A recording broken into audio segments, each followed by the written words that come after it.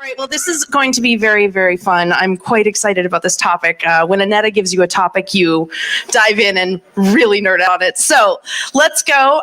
How can I turn the? I can't read my.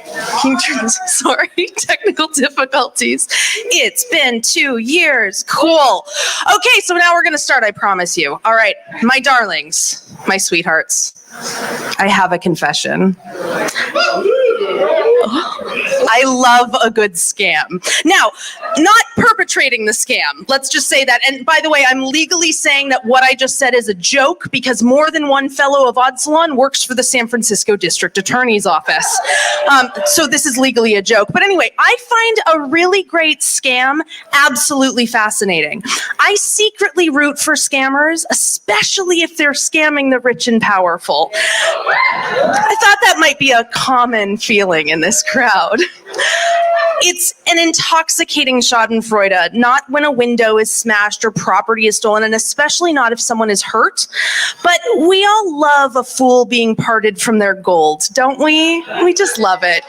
There's a yummy element of leveling the playing field, something oh so satisfying in knowing that a normal was able to pierce the veil of high society and take a bit for the rest of us. Walking amongst them, hiding in plain sight, and then quietly robbing them blind while they're not paying attention. And you know, there was no greater time, as Odd Salon as an organization demonstrates, there was no greater time to be a grifter than the end of the 19th century. Back before the omnipresent social media networks and ability to background check someone's outlandish claims made it a hell of a lot harder to pretend to be someone you're not, although plenty still do it. Just ask any of us who've matched with married men on dating apps. We see you. Sorry, but back to the talk. And when that scammer is a woman, chef's kiss. I've been talking on the internet too much. I could have just made a kissing sound. I live by myself, y'all. It's been a long couple years. And yes, I think that in the research we were doing for this talk, we found 3 ladies, and by the way, fellows, 3 excellent ladies to make new talks because we didn't have time to talk about them. So the 19th century was the time of formidable female con artists like Adele Spitzetter. She was an actress come private banker who was arguably the first Ponzi schemer because collective history is sexist. Or Cassie Chadwick. She was a Canadian woman who stole millions from banks because she told them she was Andrew Carnegie's heir, and they believed it at first.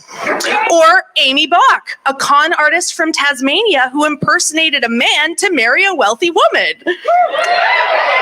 So anyway, some topics to pitch for the next round. But let's start with the story we're talking about today. In the 1880s through early 1900s, the French Riviera is what I imagine Turks and Caicos, or perhaps Ibiza, if I had money enough to go, might be now, where Europe's royalty and high society would flee when the days got short and the skies got gray, a place to see and be seen, with amenities so luxurious you'd hardly know you weren't on your family estate.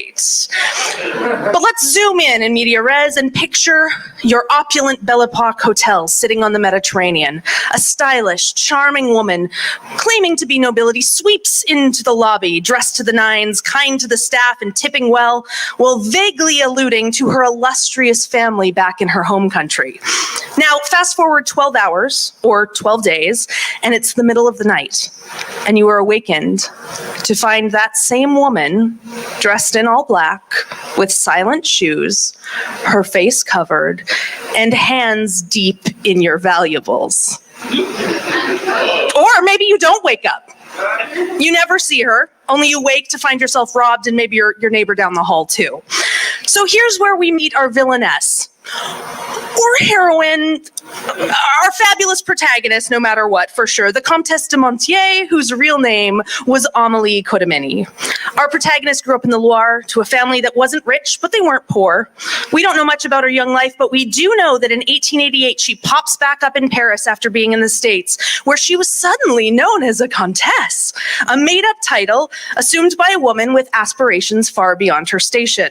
And my God, this woman was crafty. Did this slide work? Yeah, okay, it works.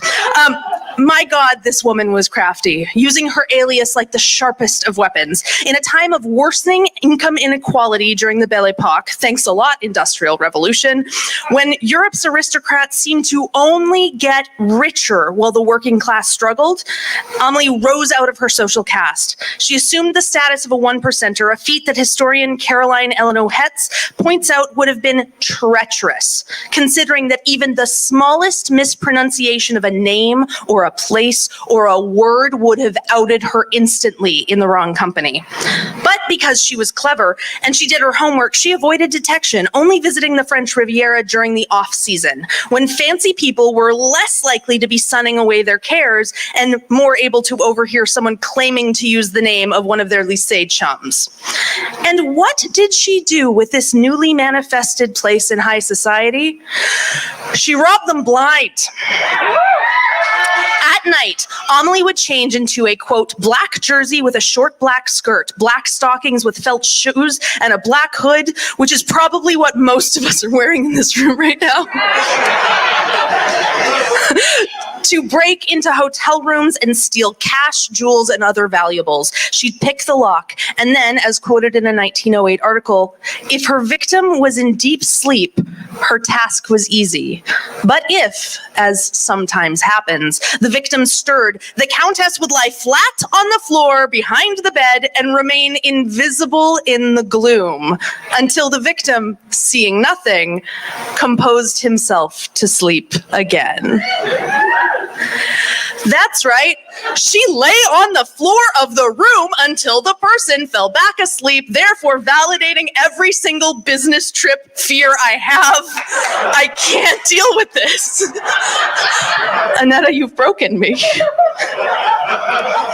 So if you can't tell, the good times couldn't last. After 16 years, let's note this, 16 years of good old-fashioned thieving, even building a network of fellow crooks, all good things had to come to an end because French police started noticing that, oops, when this broad was in town, people done got robbed more often.